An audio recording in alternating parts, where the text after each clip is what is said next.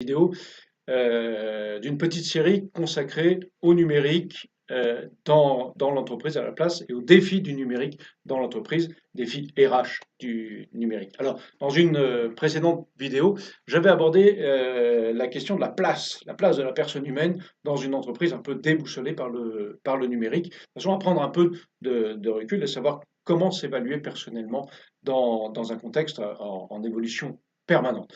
Maintenant, je voudrais traiter une autre question qui s'est présentée à moi lors de réunions de confrontation de managers, c'est celle de trouver sa place comme manager face aux défis numériques. Alors, les défis numériques, évidemment, c'est un super titre, c'est un titre qui en jette, qui fait dynamique, qui fait jeune.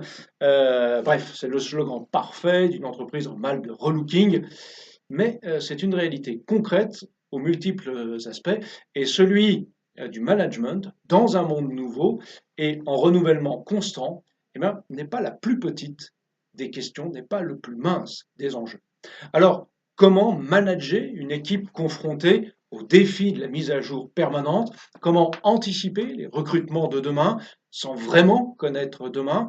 Eh bien, autant de grandes questions. Mais il en est une plus cuisante parfois pour les managers. Comment être un manager à l'heure de l'information pour tous? Comment se poser dans la chaîne hiérarchique quand les plus jeunes s'adaptent mieux et plus vite? Eh bien, je vous propose de voir en quelques minutes cette question de la place du manager à l'ère du numérique et comme pour beaucoup, la question vire au cauchemar, voire au burn-out, eh bien, nous allons prendre un peu de hauteur avant de nous jeter dans la mêlée du job de manager. Alors, la question que beaucoup de managers se posent est celle d'être chef quand la maîtrise de l'information nous échappe. Être chef quand la maîtrise de l'information nous échappe. Alors, regardons un instant, si vous voulez bien, ce lien entre information, pouvoir et hiérarchie dans l'entreprise. Avant tout, il faut faire une distinction qui, à mon avis, peut se révéler salutaire. L'information n'est pas connaissance. L'information n'est pas connaissance. L'information, c'est une donnée brute que l'on reçoit et qui demande à être analysée pour en faire une connaissance. En effet, lorsque je reçois une info, je dois d'abord précisément la recevoir, c'est-à-dire intégrer qu'il y a une nouvelle donnée.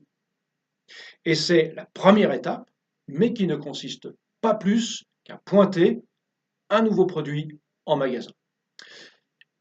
Ensuite, il faut s'approprier l'information, c'est-à-dire la classer au bon endroit pour pouvoir y revenir, s'en servir plus tard. Sinon, elle va disparaître dans notre disque dur, bien perdu au fond d'une foule d'informations. Une fois classée, il faudra la traiter, c'est-à-dire l'analyser comme un antivirus. Est-ce qu'elle est vraie ou fausse? Est-ce que je la comprends? Est-ce que je peux la remettre dans son contexte plus vaste? Comment l'approfondir? Et surtout, est-ce que je sais la réutiliser? Et une fois cette analyse effectuée, alors l'info devient une connaissance. Elle fait partie de vous. Et nous voyons qu'il y a un chemin entre recevoir l'info et pouvoir s'en servir. Autrement dit, ce n'est pas l'information qui est liée au pouvoir, mais la connaissance, l'usage d'une information traitée est prête à servir. Chaque patron, chaque chef sait que plus on gravit les échelons, plus l'information permet de mettre chaque information en lien et en perspective, donnant une véritable vue d'ensemble bien meilleure et dans une plus juste connaissance en vue de l'action. En vue de l'action. Car le lien entre connaissance et pouvoir ne réside pas dans le fait de savoir. Non, pas dans le fait de savoir, mais dans le fait de savoir quoi faire de ce savoir. Savoir quoi faire de ce savoir. L'information, ça n'est donc pas, ou plus exactement, ça n'est que la première étape de l'acquisition d'un moyen d'agir, car la connaissance est un moyen d'action en vue d'atteindre un but. Un moyen important pour la réussite, c'est vrai, mais seulement un moyen parmi d'autres. Le pouvoir ne réside donc pas dans la connaissance, mais dans le bon usage du pouvoir, a besoin de la connaissance. Le pouvoir ne réside pas dans la connaissance, mais le bon usage du pouvoir a besoin de la connaissance. Alors le pouvoir, c'est quoi? En quoi réside le pouvoir? Fondamentalement, écoutez bien, fondamentalement, le pouvoir est une capacité à agir. C'est un verbe à l'origine. Je peux. La question est, je peux quoi? J'ai le pouvoir de manger, de dormir, de lire, taper à la machine. Tout cela est un ensemble de capacités qui ne demandent qu'à être mises en action. Mais est-ce que je peux taper sur la machine à écrire de mon voisin? C'est une chose d'avoir la capacité et c'est une chose, c'en est une autre d'avoir l'autorisation. Il faut au pouvoir l'autorisation de s'exercer. Au pouvoir est liée l'autorité. Or, nous avons autorité sur quelque chose ou quelqu'un. Je donne l'autorisation d'exercer le pouvoir de taper à la machine sur cette machine. Le pouvoir, qui est une capacité à agir, a besoin d'une aire de jeu pour s'exprimer. En d'autres termes, le pouvoir est délimité, défini par une autorité qui nous donne autorité sur une portion de sa propre autorité. Parce que l'autorité est déléguée pour exercer le pouvoir. Et comme elle est déléguée, elle a un domaine d'action précis en vue d'une action. C'est l'enjeu du pouvoir. Autrement dit, l'autorité délègue une responsabilité. Le pouvoir sert à atteindre un but fixé dans le périmètre d'autorité déléguée. Le but est donc fixé par l'autorité qui délègue son autorité sur un domaine de compétences précis. Alors pourquoi est-ce que l'autorité délègue-t-elle cette responsabilité? Pourquoi l'autorité déléguée est une responsabilité? Eh bien, parce qu'il faudra que celui qui a reçu délégation réponde de sa gestion de l'autorité en fonction du pouvoir qu'il exerce, c'est-à-dire qu'il doit rendre compte de la mission, c'est-à-dire du but à atteindre qui lui est fixé. Un responsable de service doit donc utiliser l'information transformée en connaissance comme aide à l'action en vue du but fixé par celui qui lui confie la mission et le périmètre d'autorité qui va avec. Son pouvoir consiste donc à parvenir au but fixé. Et c'est donc lui, et non ses subalternes, qui est responsable de la réalisation de la mission. C'est ce qu'on appelle le principe de subsidiarité, c'est-à-dire d'aide. Subside, c'est l'aide. Le responsable de service, à qui est déléguée l'autorité, est une aide, subside, est une aide pour la réalisation de la mission globale dont l'ultime responsable est le grand patron. C'est ainsi que la hiérarchie est une délégation d'aide par niveau successif en vue de la réalisation du but général de l'entreprise.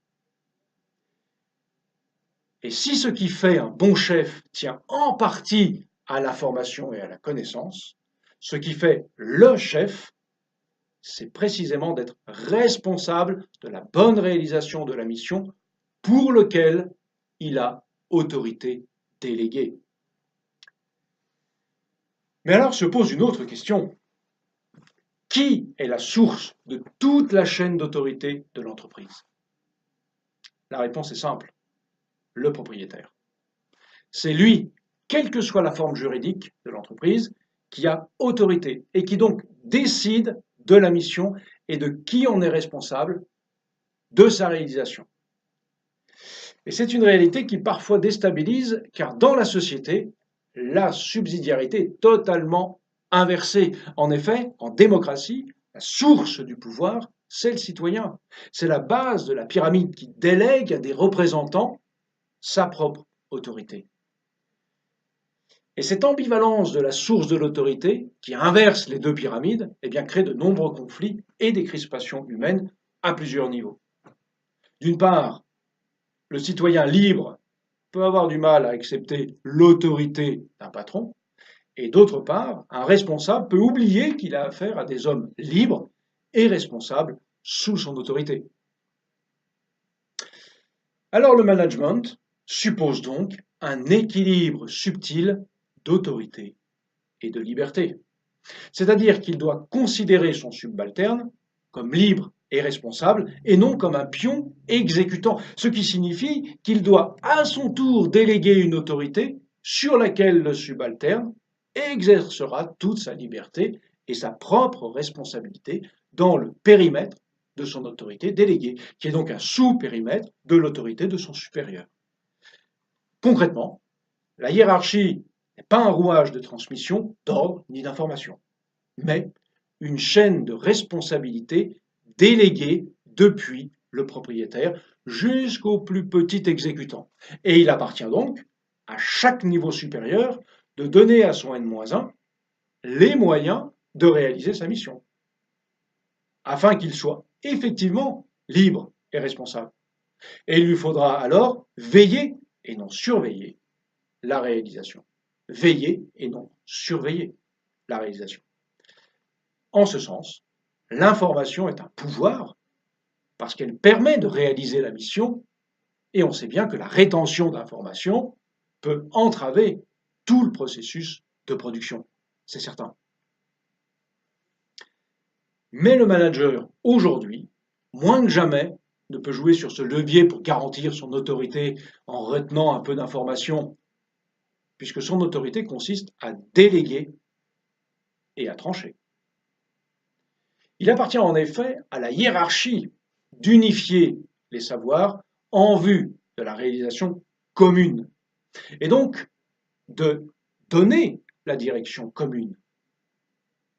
Car compte tenu de sa mission, de ce qu'il sait, c'est à lui, c'est au responsable de coordonner et d'organiser la réalisation de la mission confiée à sa portion d'autorité déléguée.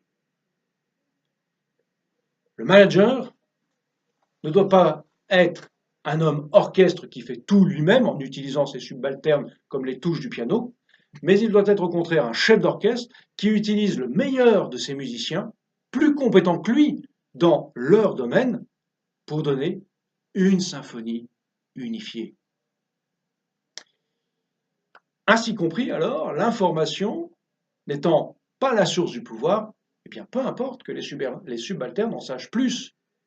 Il revient à l'autorité de donner un sens actif et efficace à ce savoir.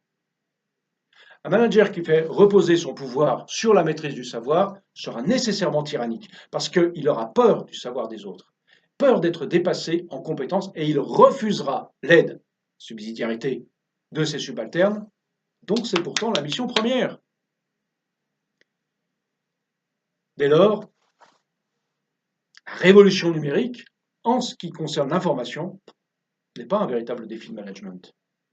En revanche, un retour au management authentique, dépouillé de l'autoritarisme, eh bien, pourrait bien être le fruit de l'ère numérique. Un chef dont la qualité première n'est pas de conduire ses subalternes à la réussite de la mission, est peut-être très compétent techniquement, mais pas forcément à sa place comme manager. Et c'est pourquoi, dans un bilan de compétences, il faut distinguer le savoir, du savoir-faire, du savoir-être, de la motivation. On peut être motivé pour être manager, être un expert dans notre domaine, mais incapable de manager. On peut à l'inverse préférer être en seconde position et moins compétent techniquement, mais pourtant avoir un esprit d'analyse et de synthèse pour manager absolument efficace. Alors, pour évaluer vos domaines de compétences, de savoir-faire, de savoir-être, eh bien, je vous invite à télécharger l'e-book qui est en bas de cette vidéo, Bilan de compétences à domicile en 12 étapes, et vous pourrez remettre en perspective ce que j'ai un peu rapidement évoqué sur cette question du management et du numérique. Et puis, je vous invite pour finir à lire mon article ou à regarder la vidéo sur la place du numérique dans les défis de l'entreprise. Ça peut mettre en relief eh bien, tout ce que vous venez de lire. En tout cas, si vous voulez discerner vos compétences au management, vos compétences, votre savoir-faire, votre savoir-être, eh bien, rendez-vous de l'autre côté de cet e-book pour un parcours en 12 étapes de bilan de compétences.